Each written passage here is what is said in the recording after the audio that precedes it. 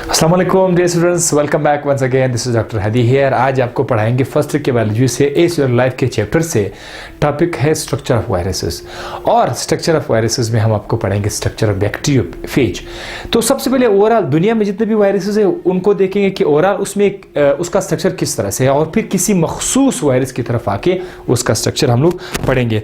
तो आइए आपको दिखा देते हैं कि जितने भी वायरस है ओवरऑल उनमें दो चीजें आपको लाजमी मिलेंगी। नंबर वन जो है वो है न्यूक्लिक एसिड। न्यूक्लिक एसिड या तो डीएनए होगा या आरएनए होगा, यानी बाज वायरसेस में डीएनए होगा तो बाज में आरएनए होगा, लेकिन ये दोनों एक साथ कभी भी नहीं मिलेंगे। या तो आरएनए मिलेगा या फिर डीएनए मिलेगा, राइट?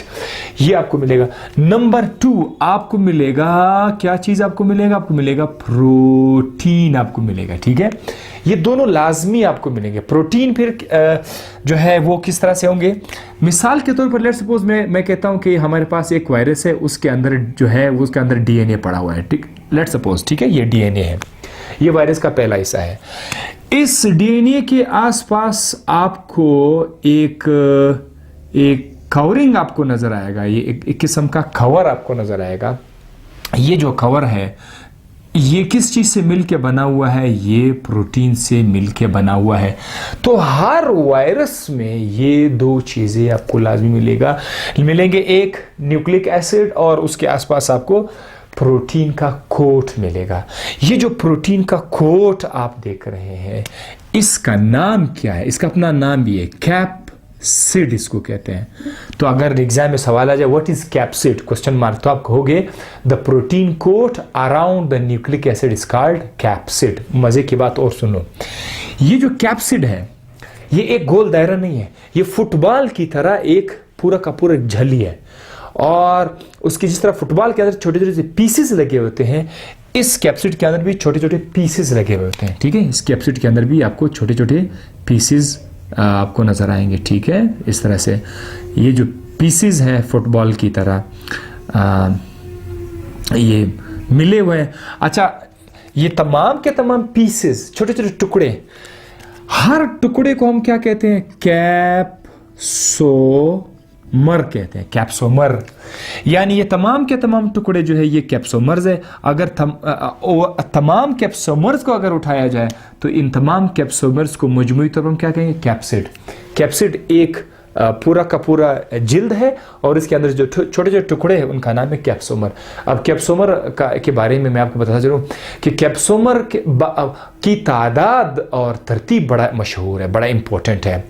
बाज वायरसेस में कैप्सोमर्स की तादाद कुछ और होते हैं, बाद में कुछ और होते हैं। मैं आपको एक एग्जांपल बताता हूं। हमारे पास एक वायरस है हर्प्स वायरस। हर्प्स एक वायरस है, क्या नाम है उसका? HERPES, herpes virus. ये एक वायरस है, इसके अंदर आपको मिलेंगे कितने? 162 इस तरह के टुकड़े आपको मिलेंगे, कैप्सोमर्स आपको मिलेंगे, प्रोटीन के बने हुए टुकड़े। इसी तरह एडिनो वायरस में आपको मिलेंगे, एडिनो वायरस में आपको मिलेंगे 252। तो मुख्तलिफ वायरसेस में कैप्सोमर्स की अपनी एक खास तादाद और अरेंजमेंट होती है। तो अब भी आपको पता चला कि ओवरऑल जितने भी वायरसेस होते हैं उनमें दो चीजें लाजमी होती है। नंबर वन, या उसमें एक न्यूक्लिक एसिड होगा, उस न्यूक्लिक एसिड के आसपास प्रोटीन का एक कोट होगा, उस कोट का नाम है कैप्सिड, और कैप्सिड छोटे छोटे टुकड़ों का बना होगा, कैप्सोमर्स। फाइन, यह तो खत्म होगा। इसके अलावा, इन चीजों के अलावा बाज वायरसेस में आपको प्रोटीन के कोट के बाहर भी आपको एक और पर्दा नजर आएगा, एक और पर्दा नजर आएगा, एक और मेम्ब्रेन आपको नजर आएगा। वो किस चीज का होगा? वो होगा लिपिड का। वो किसका बना होगा? लिपिड का बना हुआ होगा। और याद रखिएगा कि ये जो लिपिड का एक मेम्ब्रेन है इसको हम लोग इनवेलप भी कहते हैं, और जिन जिन वायरस के आसपास ये पर्दा है, ये चर्बी का पर्दा है, उनको कहते हैं कि इनवेलप्ड वायरस कहेंगे, ठीक है? सो दिस इज इनवेलप। और याद रखिएगा कि ये वायरस का अपना नहीं है, ये इसका अपना नहीं है। ये वायरस जब किसी जिंदा जिस्म के अंदर जाएगा वहां से ये मेम्ब्रेन उठाएगा, ये अपने होस्ट से लाएगा। तो मैं यहाँ पे क्या लिखूंगा? होस्ट डिराइव्ड, यानी ये इसका अपना नहीं है, ये होस्ट है, मतलब ये जिस जिंदा चीज के अंदर रहते हैं ये वहां से इसको मिल जाता है। इसके अलावा बाज़ वायरसेस पर आपको इस तरह के स्पाइक्स नज़र आएंगे, ठीक, इस तरह बाहर निकले हुए माचिस की थिलियम की तरह के स्ट्रक्चर्स यहाँ से बाहर आपको निकले हुए नज़र आएंगे। तो यहाँ पर ये फिर किसी से बन सकते हैं, ये फिर ग्लाइको प्रोटीन के बने हुए होंगे, ठीक है। ग्लाइको कार्बोहाइड्रेट को कहते हैं, प्रोटीन तो आपने सुना होगा। इसका मतलब ये है कि एक वायरस में न्यूक्लिक एसिड और प्रोटीन तो लाजमी है, साथ ही साथ आपको कार्बोहाइड्रेट और लिपिड्स भी आपको मिल सकते हैं। तो 4 किस्म के बायोलॉजिकल मॉलिक्यूल से बना हुआ ये स्ट्रक्चर है वायरस। अब ये तो ओवरऑल दुनिया में जितने वायरसेस हैं उनका ये किस्सा है। अब हम एक और वायरस को उठाते हैं जिसका नाम क्या है, बैक्टीरियोफेज। हम इसको उठाते हैं, ठीक है। बैक्टीरियोफेज को जब हम लोग उठा लेंगे तो बैक्टीरियोफेज का सबसे बता कि ये है क्या चीज। बैक्टीरियोफेज एक वायरस है और ये किस तरह का वायरस है। इस वायरस में पहले मैं बताता हूं क्योंकि इसके नाम के शुरू में बैक्टीरिया आया हुआ है। बैक्टीरियो से मतलब है बैक्टीरिया या बैक्टीरियम, राइट। और फेज से मतलब है ईटिंग, फेज ईटिंग, यानी ये एक ऐसा वायरस है जो जरासीम को खाता नहीं है, जरासीम के जिस्म के अंदर रहकर जरासीम के सेल को डिस्ट्रॉय करते हैं। That is called as bacteriophage. अच्छा, अब बैक्टीरियोफेज का स्ट्रक्चर किस तरह से, अगर हम बैक्टीरियोफेज को देखें तो यहाँ पर जो डायग्राम इस वक्त आप देख रहे हैं ये बैक्टीरियोफेज का स्ट्रक्चर है। बैक्टीरियोफेज के स्ट्रक्चर में आपको इसका पूरा जो जिस्म है उसको हमने 2 हिस्सों में डिवाइड किया हुआ है। पहले हिस्से का नाम है हेड। पहले हिस्से का नाम क्या है, हेड। पहले हिस्से का नाम, first part is called as head, HEAD, head. और दूसरे हिस्से का नाम है टेल, TAIL। तो ये जो बैक्टीरियोफेज है इसके 2 हिस्से हैं, पहले का नाम है हेड, दूसरे का नाम है टेल। हेड कहां पर है, ये जो रेड कलर आप देख रहे हैं जिसके 6 साइड्स आपको नजर आ रहे हैं, 1 2 3 4 5 6, ठीक है। जो 6 साइड्स आपको नजर आ रहे हैं, 6 साइड को हम लोग क्या नाम देते हैं, हेक्सागोनल शेप, ठीक है। हेक्सागोनल शेप जो है ये उसका हेड है, ये पूरा का पूरा उसका हेड है। अब ये क्या चीज है, ये जो वॉल है ये उसका कैप्सिड। मैं मानता हूं कि ये हेड है, ये पूरा का पूरा इसका हेड है, लेकिन इसका जो कवर है, कवर आपको तो कवर नजर आ रहा है, ये किस चीज से मिलकर बना हुआ होगा, ये जो कवर है ये बना हुआ है, this is called as capsid, this is called as capsid, right. और इस कैप्सिड के अंदर आपको छोटे छोटे टुकड़े नजर आएंगे, कैप्सोमर्स नजर आएंगे। वो कैप्सोमर्स मैंने आपके लिए यहाँ पे लिखे हुए थे, जैसे कि आप ये देख सकते हैं, ये एक टुकड़ा है, राइट। अब ये आपका दूसरा टुकड़ा है, ये आपका तीसरा टुकड़ा है, ठीक है। तो ये सारे के सारे हमारे पास क्या है, ये हमारे पास इसके छोटे छोटे टुकड़े हैं, राइट। अगर आप सबको देखेंगे तो ये हमारे पास सारे के सारे टुकड़े हैं। ये भी एक किस्म का साइड है, ठीक है। बहुत सारे साइड्स हैं, पर जैसे लग रहा है डायमंड की तरह, ठीक है। इसका शेप इस तरह से बना हुआ है, प्रिजन की तरह, प्रिजन आपने देखा होगा, ठीक है, उसकी तरह उसका शेप बना हुआ है। And we call it hexagonal. Hexagonal इसलिए इन साइड्स को नहीं, ये 1 2 3 4 5 6 जस्ट इसके आसपास अगर आप देखें, अदरवाइज इसके आगे पीछे भी साइड्स हैं, लेकिन ये सारे के सारे आपको क्या नजर आएंगे, कैप्सोमर्स नजर आएंगे, ठीक है। अब ये एक हेड हुआ, ये पूरा का पूरा एक हेड है। इसके अंदर जब आप जाओगे तो अंदर एक खाली जगह आपको नजर आएगा, खाली जैसे कमरे के अंदर आप जाओगे तो अंदर आपको एक खाली जगह नजर आएगा, वो कोर हम उसको बोलते हैं, CORE, कोर। उसके अंदर आपको मिलेगा DNA, फाइनली आपको DNA मिलेगा यहाँ पर, ठीक है। इसके अंदर लेट्स सपोज मैंने इस गेट को आपने कोई ओपन कर दिया, आप अंदर गए, तो जब आप अंदर जाओगे तो आपको अंदर क्या मिलेगा, अंदर आपको DNA मिलेगा, right. So this is called as the DNA। अब बैक्टीरियोफेज के अंदर RNA नहीं है, वो DNA है। सो ये 3 स्ट्रक्चर्स आपने देखे, हेक्सागोनल शेप है, कैप्सिड है और DNA है।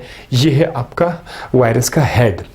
अब जो हिस्सा बच गया यहां से लेकर यहां तक, यहां से लेकर, ठीक है, यहां तक, यहां से लेकर ये सारा का सारा जो पार्ट है, ठीक है, इन सबको मजबूती तौर पर हम क्या नाम देंगे, टेल का नाम देंगे। ये हमारे पास क्या है, टेल है। अब टेल बात स्टूडेंट समझते कि ये टेल है, गलत। यहां से लेकर यहां तक ये सारा का सारा टेल है। अब टेल के अंदर कौन कौन से स्ट्रक्चर्स है वो मैं आपको बताता हूं। टेल के अंदर जो सबसे पहला जो स्ट्रक्चर है, इस हेक्सागोनल शेप के फौरन बाद जो स्ट्रक्चर आपको नजर आएगा, इसको मैं थोड़ा सा तंग कर देता हूं, थोड़ा सा नेरो कर देता हूं, इसको मैं थोड़ा सा नेरो कर देता हूं, ठीक है, इसको मैं थोड़ा सा नेरो कर देता हूं। ये जो इलाका आप देख रहे हैं, थोड़ा सा जो नेरो इलाका है, इस नेरो इलाके का नाम क्या है? नेक। इसका नाम है नेक। और नेक के बाद ये देखिए पाइप है, ठीक है, सीधा पाइप है। इस पाइप के आसपास आपको एक कॉन्ट्रैक्टाइल प्रोटीन नजर है। कॉन्ट्रैक्टाइल सर आपके मसल के अंदर कॉन्ट्रैक्टाइल प्रोटीन होते हैं, ठीक है। इसी तरह यहाँ पर भी कॉन्ट्रैक्टाइल प्रोटीन होते हैं, और मैं उस कॉन्ट्रैक्टाइल प्रोटीन को ऐसे लिख लेता हूँ, ठीक है। This is what? This is contractile protein. ये जो कॉन्ट्रैक्टाइल प्रोटीन है, इसको हमने नाम दिया हुआ है श्वेत प्रोटीन। पता है इसका काम क्या है? ये इस डीएनए को इंजेक्ट करते हैं अपने होस्ट के अंदर। जरासीम के अंदर डीएनए को इंजेक्ट करने में काम आते हैं। जब ये प्रोटीन कंट्रैक्ट करते हैं तो ये डीएनए जरासीम के बॉडी के अंदर चला जाएगा। So it helps in the injection of the inject DNA. कहाँ पर? Inside the host. उसके बाद क्या है? Base plate. अब इस ट्यूब के आखिर में आपको लास्ट में एक फ्लैट पार्ट नजर आएगा, बिल्कुल चिपटा हुआ ऐसा नजर आएगा। This is called as base plate. और बेस प्लेट के अंदर एक एंजाइम होता है लाइसोजाइम। क्या नाम है? लाइसोजाइम। ये जो एंजाइम होता है, इस एंजाइम की मदद से ये जरासीम के सेल वॉल को तोड़ देते हैं। क्योंकि जरासीम को आपको पता है जरासीम के पास सेल वॉल होता है, तो सेल वॉल के अंदर आप डीएनए कैसे इंजेक्ट करें? पहले उधर सुराख बनाना पड़ेगा, ठीक है। उस सुराख बनाने के लिए एंजाइम आपका आ जाएगा, लाइसोजाइम एंजाइम। ये जरासीम के अब सेल वॉल के अंदर होल बनाएगा। अच्छा, उसके बाद ये जो आप देख रहे हैं 1 2 3 4 5 6, these are called as tail fibres. और ये किस चीज़ के लिए है? ये किस चीज़ की मदद? अटैचमेंट टू द होस्ट, यानी बैक्टीरिया की बात हो रही है। बैक्टीरिया के जिस्म पर अटैचमेंट के लिए है ये। तो अगर मैं यहाँ पर एक बैक्टीरिया लिख दूँ आपके लिए, ये है आपका एक बैक्टीरिया, राइट। सो ये है आपका बैक्टीरिया, राइट। बैक्टीरिया का सेल है, बैक्टीरिया का सेल है। तो इसके ऊपर वायरस आएगा, तो वहाँ पर ये अपने आप को ऐसे सेटल करेगा, राइट। सो ये जो वायरस होगा, ये अपने आप को इस तरह से इसके ऊपर अटैच करेगा। सो ये था बैक्टीरियोफेज का स्ट्रक्चर। आई होप कि आपको ये सारा का सारा लेक्चर समझ आ गया होगा। दूसरों का भी ख्याल रखिएगा, अपना भी ख्याल रखिएगा। कोशिश करें कि आपसे जितना हो सके किसी को इमदाद 5 रुपये, 10 रुपये, 15 रुपये दिन में, 2 दिन में, 3 दिन में, 4 दिन में, कभी कभी आप ये दिया करें। इससे आपको बहुत ज़्यादा सवाब मिलेगा। और इससे गरीबों को, आपको पता है, आपका 5-10 रुपये के लिए कुछ नहीं है, लेकिन गरीब के लिए बहुत बड़ी चीज़ है। तो ये सदका भी आज से आप जारी रखिएगा। आपसे मुलाकात करेंगे नेक्स्ट लेक्चर में। तब तक के लिए मुझे दीजिए इजाज़त। अल्लाह हाफ़िज़, बाय बाय।